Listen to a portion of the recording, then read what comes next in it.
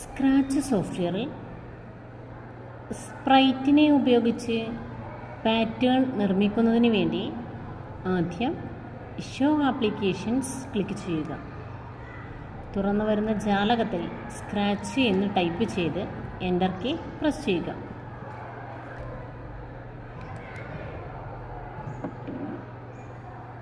ഇതാണ് സ്ക്രാച്ചിൻ്റെ പ്രധാന ജാലകം.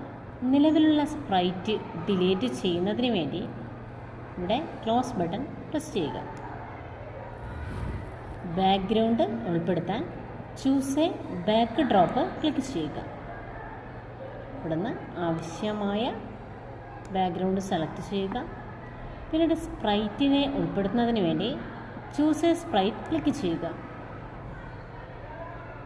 ഇവിടുന്ന് നമുക്ക് ആവശ്യമായ സ്പ്രൈറ്റ് സെലക്ട് ചെയ്യുക.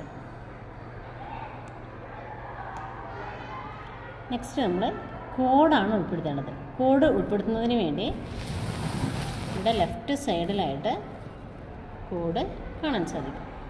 ഫസ്റ്റ് ഈവൻസിൽ ക്ലിക്ക് ചെയ്യുക.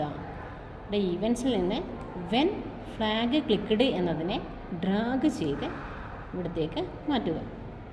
പിന്നീട്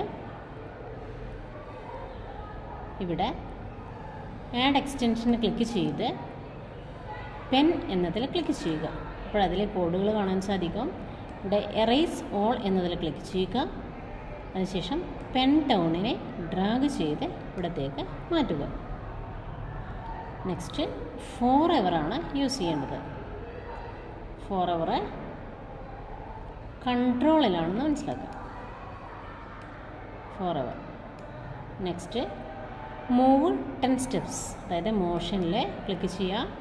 ഇവിടെ മൂവ് 10 സ്റ്റെപ്സിനെ ഡ്രാഗ് ചെയ്ത് ഫോർ എവറിൻ്റെ ഉള്ളിലേക്ക് കൊണ്ടുവയ്ക്കുക. നെക്സ്റ്റ് ഈഫ് ആൻഡ് എഡ്ജ് ബൗൺസിന്, അതായത് മോഷനിലാണുള്ളത്. മോഷനിൽ ഈഫ് ഓൺ എഡ്ജ് ബൗൺസ് എന്നതിനെ ഡ്രാഗ് ചെയ്ത് ഇവിടെ കൊണ്ടുവയ്ക്കുക. അതിനുശേഷം നമുക്ക് ഇവിടെ വെൻ ഫ്ലാഗിൽ ക്ലിക്ക് ചെയ്യുക. അപ്പോൾ ഒരു ലൈൻ വരച്ചു. നമ്മൾ സ്റ്റോപ്പ് ചെയ്യണമെങ്കിൽ സ്റ്റോപ്പ് ചെയ്യാം. ഇതിന് ഡയറക്ഷൻ മാറ്റാൻ ശ്രദ്ധിക്കുക. ഇവിടെ ഡയറക്ഷനിൽ ക്ലിക്ക് ചെയ്യാം. അതിനുശേഷം ഡയറക്ഷൻ മാറ്റി കൊടുക്കാൻ നമുക്ക് വീണ്ടും പ്ലേ ബട്ടൺ പ്രസ് ചെയ്യാം. ഇതുപോലെ നമുക്ക് സ്പ്രൈറ്റിനെ ഉപയോഗിച്ച്